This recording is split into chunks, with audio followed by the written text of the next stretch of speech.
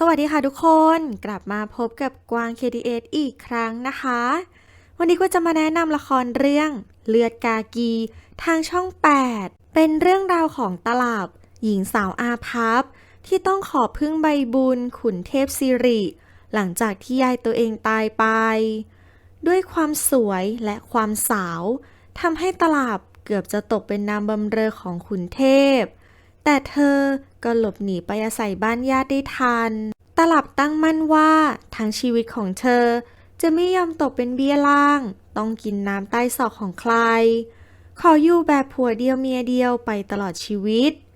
ทำให้สาลายเพื่อนบ่าวในเรือนต้องกลายเป็นเมียของขุนเทพสิริแทนตลับได้วิชาการทำอาหารข้าวหวานอันโอชะและแกะสลักผลไม้ต่างๆมาจากแม่ครัวบ้านขุนเทพเป็นวิชาความรู้หากินทำให้เมื่อเธอไปอยู่กับนางเบียงและบุงหงา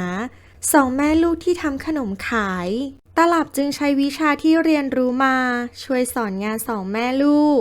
จนขนมฝีมือของตลับเป็นที่เลื่องลือหนึ่งในนั้นก็คือเรือนของคุณพระวาทิตกับนางเกศรซึ่งทั้งสองถูกใจฝีมือของตลับมากจนลับตลับเข้ามาเป็นทาสในเรือนคุณพระวาทิตกับเกศรมีลูกสาว1 คนชื่อทานทิพย์หญิงสาวที่สวยและเพรียบพร้อมไปด้วยกิริยามารยาทแต่อารมณ์รุนแรงและเพราะความที่พ่อของเธอเป็นคนเจ้าชู้มากทำให้แม่ของเธอต้องเสียใจอยู่บ่อยครั้งเธอจึงตั้งมั่นว่าเธอจะต้องได้สามีที่ให้เกียรติเธอรักเธอและมีเธอเป็นภรรยาแต่เพียงผู้เดียวครั้นตลับเข้ามาอยู่ในเรือนทานทิพย์เห็นสายตาของคุณพระวาทิตที่แสดงออกชัดเจนว่าพิศวาสในตัวตลับทำให้เธอเกลียดตลับมากจนคอยหาเรื่องตลับอยู่บ่อยครั้งด้านคุณหญิงวาดเพื่อนเก่าแก่ของคุณพระวาทิตและเกศรพาลูกชายทั้ง2 คนคือมานัสและมาโนดมาพบเพราะตั้งใจจะให้ทานทิพย์และมาโนดได้ออกเรือนกันแต่ทานทิพย์กลับชอบพอในการเล่นหูเล่นตาของมนัสซึ่งมนัสก็ชอบอกชอบใจทานทิพย์ไม่น้อยขณะที่มาโนดบังเอิญเจอกับตลับและทั้งสองก็ตกหลุมรักกันทานทิพย์ได้ออกเรือนกับมนัสขณะที่ตลับจับพลัดจับผลูได้ไปเป็นทาสในเรือนของคุณหญิงวาดทำให้มนัสได้เจอกับตลับและเกิดชอบพอในความสาวและความสวยของตลับขณะที่ทานทิพย์พยายามจะขัดขวางทุกวิถีทางแต่จนแล้วจนรอดตลับก็ตกเป็นของมนัสนำความเสียใจให้กับทานทิพย์ตลับและมาโนดจึงจำเป็นต้องแต่งงานกับบุญเรือนหญิงสาวผู้เพียบพร้อมที่แม่ของเขาจัดหามาให้ตลับถูกยกย่องให้เป็นเมียน้อยออกนอกหน้าทั้งยังท้องก่อนทานทิพย์ทำให้ทานทิพย์ยิ่งเจ็บแค้นพยายามทำให้ตลับแท้งลูกแต่ก็ไม่สำเร็จเมื่อตลับคลอดลูกออกมาทานทิพย์เข้ามายื้อแย่งจนลูกของตลับพลัดหลุดออกจากมือและตกบันไดตายจากเหตุการณ์ครั้งนี้ทำให้ตลับแค้นใจทานทิพย์อย่างถึงที่สุดทานทิพย์ก็เครียดจนคลอดลูกก่อนกำหนดตลับขโมยลูกของทานทิพย์และหนีไปอยู่ที่บ้านของนางเบียงโดยบอกว่าเป็นลูกของตัวเองขณะเดียวกันบุงหงาเที่ยวแต่เที่ยวและมั่วผู้ชายสุดท้ายก็คลอดลูกโดยไม่รู้ว่าพ่อของเด็กคือใครตลับจึงสลับลูกของทานทิพย์กับบุงหงาโดยบอกบุงหงาว่า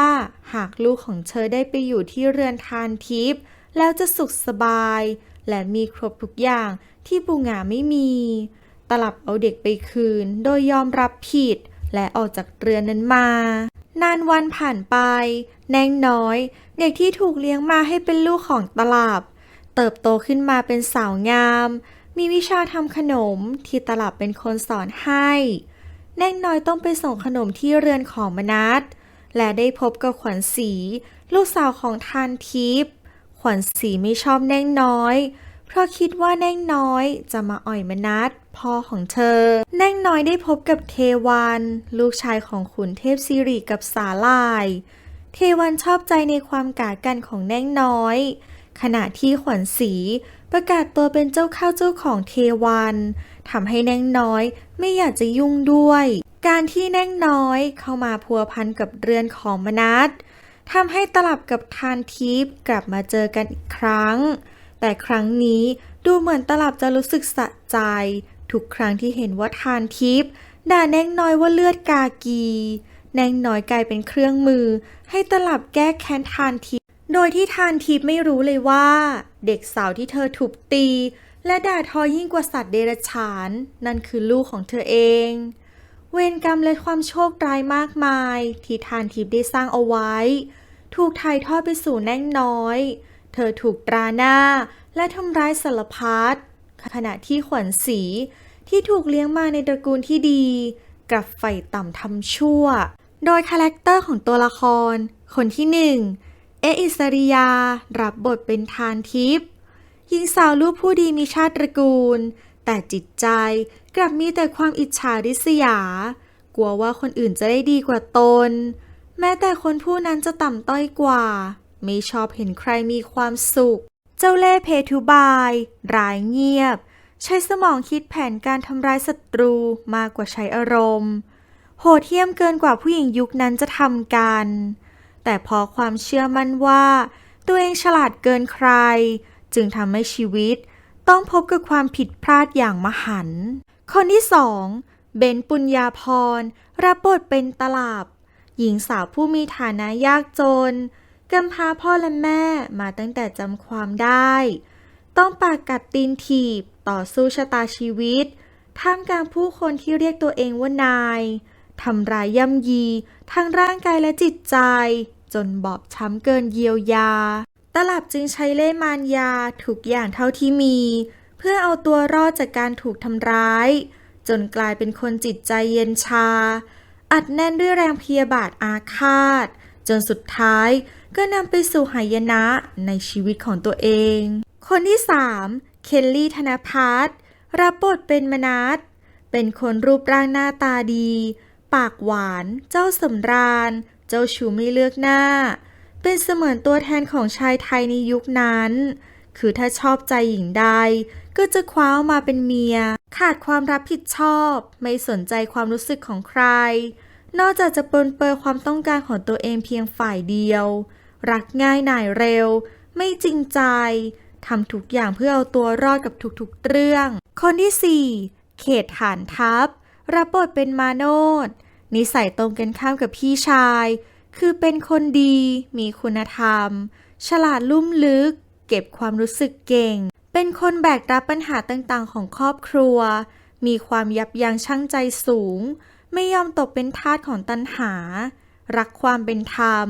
เป็นผู้ชายที่อบอุ่นอ่อนโยนเชื่อในเรื่องเวรกรรม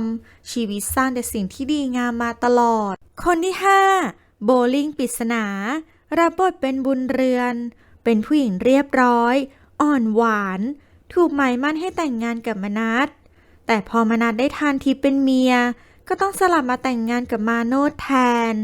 มองออกว่ามาโนดชอบตลับแต่ก็เก็บทุกอย่างเอาไว้ในใจคนที่หกอินดี้อินทัศน์รับบทเป็นเทวันชายหนุ่มเลือดผสมระหว่างนายกับไพร่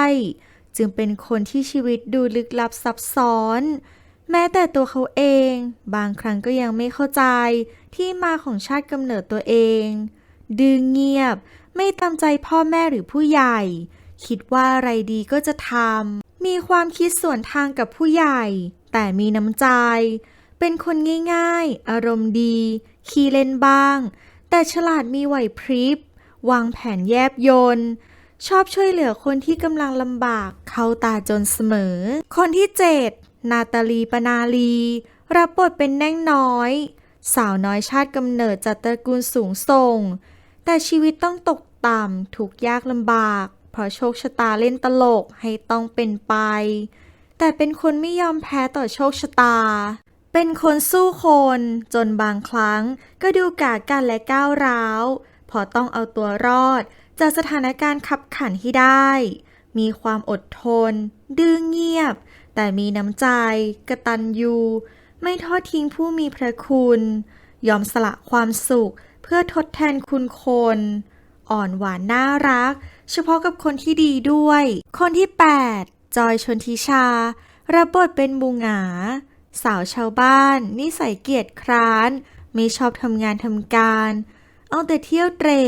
เร่รักกับผู้ชายไปเรื่อย ชีวิตไม่มีสาระแก่นสาร ปากคอเราะร้าย จัดจ้าน ชอบหวานเสน่ห์ขั้วผู้ชายไม่เลือกหน้า จนสุดท้ายต้องท้องไม่มีพ่อ ทำให้บั้นปลายชีวิตน่าสมเพชอย่างยิ่ง และคนที่ 9 ซาร่า ชัชยา รับบทเป็นขวัญศรี หญิงสาวสายเลือดกากี แต่ชะตาชีวิตกลับพลิกผัน ถูกย้อมสีให้เป็นสายเลือดผู้ดีมีชาติตระกูล แต่ถูกเลี้ยงดูจนเสียคน ชอบข่มเหงทำร้ายคนที่ด้อยกว่า ปากคอจัดจ้าน เอาแต่ใจตัวเอง ชอบเอาชนะผู้อื่นทุกวิถีทาง ไม่ฉลาด เชื่อคำพูดคนง่าย ช่างฟ้อง โกหกมดเท็จ สุดท้ายแล้ว เรื่องราวนี้จะจบลงอย่างไร ใครกันแน่คือเลือดกากี และใครกันแน่คือเลือดไพร่ ติดตามชมกันได้ในละครเรื่องเลือดกากี ทุกวันจันทร์ถึงพฤหัส เวลา 20:30 นาทีทางช่อง 8 ออกอากาศตอนแรกวันจันทร์ที่ 3 ตุลาคมค่ะชอบก็กดถูกใจ ใช่ก็ช่วยกด subscribe หรือกดติดตามให้กวางด้วยนะคะ และคลิปต่อไปกวางจะทำเรื่องอะไร รอติดตามรับชมกันได้เลย